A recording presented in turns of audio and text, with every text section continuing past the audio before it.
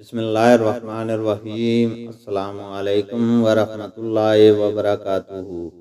حدیث نبوی صلی اللہ علیہ وسلم ہے، جس دن مغیرہ بن شعبہ حاکم کوفہ کا انتقال ہوا تو وہ خطبہ کے لیے کھڑے ہوئے اور اللہ کی تعریف اور خوبی بیان کی اور کہا، تم کو اکیلے اللہ کا ڈر رکھنا چاہیے، اس کا کوئی شریک نہیں، اور تحمل اور اطمینان سے رہنا چاہیے اس وقت تک کہ کوئی دوسرا حاکم تمہارے اوپر آئے، اور وہ ابھی آنے والا ہے۔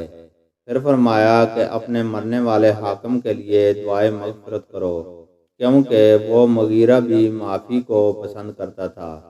پھر کہا کہ اس کے بعد تم کو معلوم ہونا چاہیے کہ میں ایک دفعہ نبی کریم صلی اللہ علیہ وسلم کے پاس آیا اور میں نے عرض کیا کہ میں آپ سے اسلام پر بیعت کرتا ہوں۔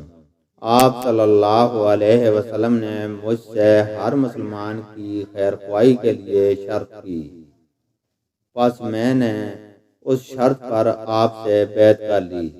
پس اس مسجد کے رب کی قسم کہ میں تمہارا خیر خواہ ہوں۔ پھر استغفار کیا اور ممبر سے اتر آئے۔